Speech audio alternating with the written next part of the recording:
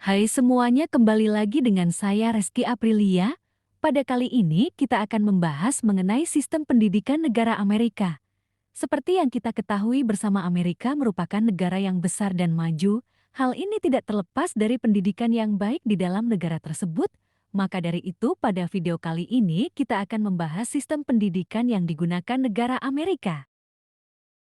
Nah, pada pembahasan pertama kita akan membahas mengenai sistem pendidikan yang digunakan pada negara tersebut. Sistem pendidikan di Amerika Serikat mencerminkan ciri dari sistem pemerintahan, yaitu federal dengan desentralisasi. Melalui pemerintahan, negara-negara bagian states, penanggung jawab utama sistem pendidikan di sana adalah Departemen Pendidikan Pemerintah Federal di Washington, D.C. Tetapi kegiatan sehari-hari didelegasikan penuh kepada pemerintah. Setiap negara bagian yang kemudian mendelegasikannya lagi kepada kantor pendidikan distrik, public school district, dan kepada badan-badan penyantun kelas serta universitas. Karena desentralisasi ini, maka pemerintah pusat sangat memberi otonomi seluas-luasnya kepada pemerintah di bawahnya, yaitu negara bagian dan pemerintah daerah distrik. Meskipun Amerika Serikat tidak mempunyai sistem pendidikan yang terpusat atau yang bersifat nasional,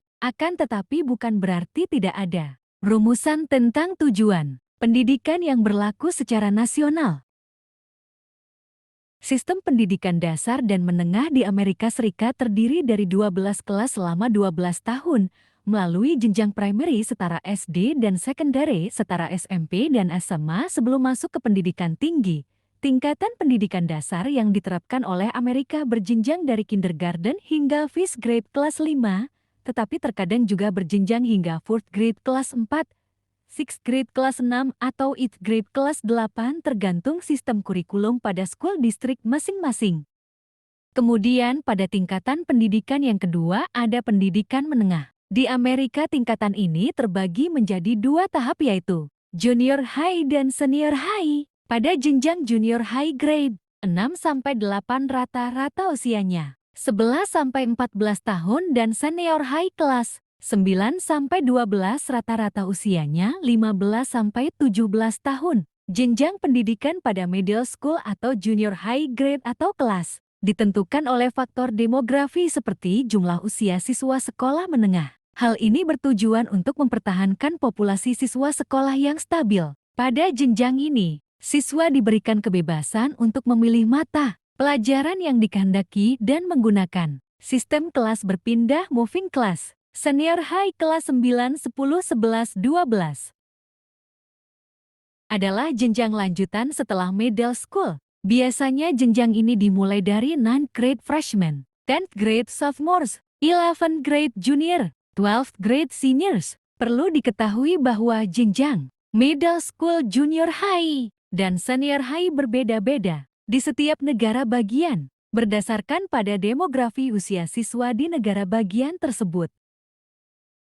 Dan pembahasan kita selanjutnya dan pembahasan yang ketiga, yaitu kurikulum dan pelajaran yang diterapkan di negara Amerika. Pada jenjang dan pendidikan ini, siswa diwajibkan untuk mengambil sejumlah mata pelajaran yang wajib bagi semuanya, mandatory subjects, dan memilih pelajaran pilihan yang sekiranya siswa tersebut meminati bidang tersebut. Adapun mata pelajaran yang wajib dipelajari oleh seluruh siswa yaitu: pertama, sains ilmu pengetahuan alam, meliputi pembelajaran biologi, kimia, dan fisika. Kedua, matematika, meliputi pembelajaran aljabar, geometri, precalculus, dan statistika. Ketiga, English, pelajaran bahasa Inggris, meliputi sastra, humaniora, mengarang, dan verbal atau praktek. Keempat, physical education, pembelajaran olahraga.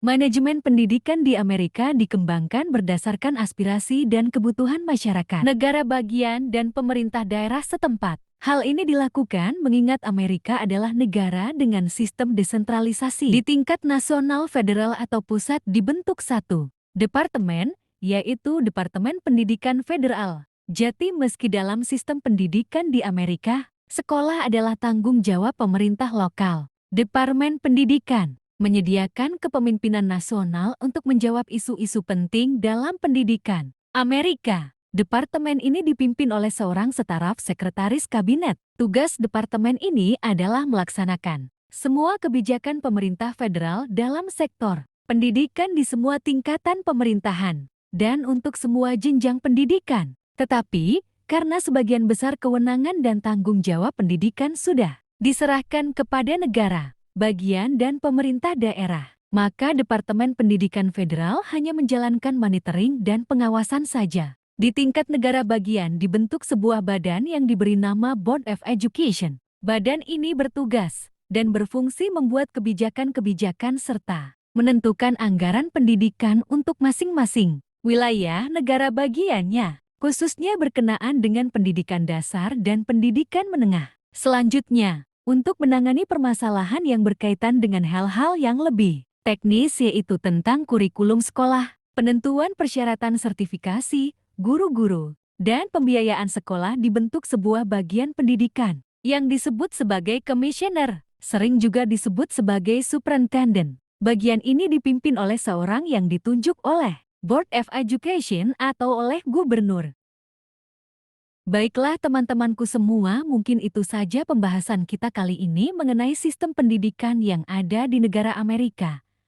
Saya Reski Aprilia meminta maaf jika dalam pemutaran video terdapat kesalahan-kesalahan dan mohon teman-teman sekalian memberikan saran-sarannya untuk membangun pribadi saya menjadi lebih baik. Terima kasih dan sampai jumpa lagi.